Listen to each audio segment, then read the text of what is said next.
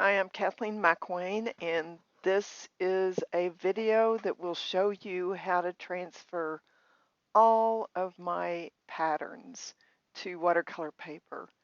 First of all, you turn the paper over so that the pattern is face down, and you cover the back of the pattern with graphite pencil, just the way you see me doing it there.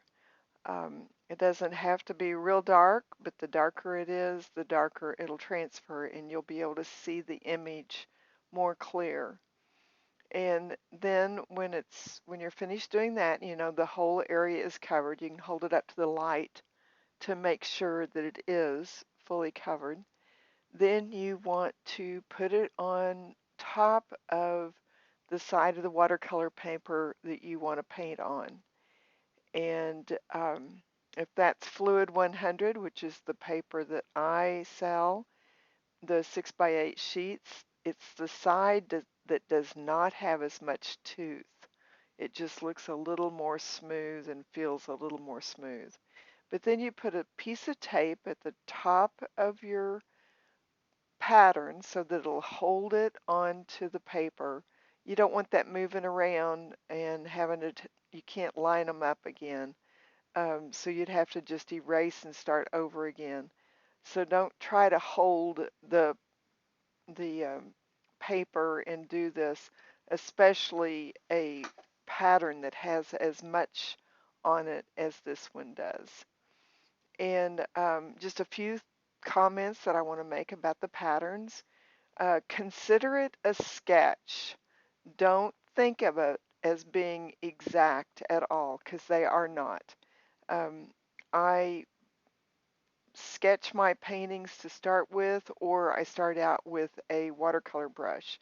And so regardless, you just don't have any real distinct edges. That's just not my style of painting, and it's not what I teach you either. Though I find that a lot of students are able to do a beautiful job of very clean edges. Um, it's just not one of those things that's ever been my forte with it when it comes to watercolor painting.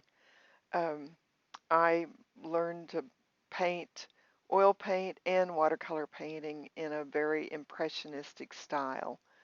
Usually they don't refer to it that way with watercolor paint, but my instructor did, and he said that I learned the same way that Rembrandt learned to paint in watercolor. And if you go back and look at sketches that Rembrandt um, did in planning out his large oil paintings, which we have lots of those to look at, you can see that it really does look like a very loose sketch.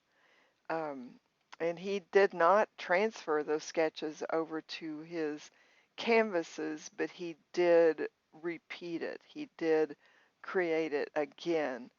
There's always some variations in what he does, you know, even the way people are standing, but he did sketches first that way with his watercolor paint, or some people call it ink.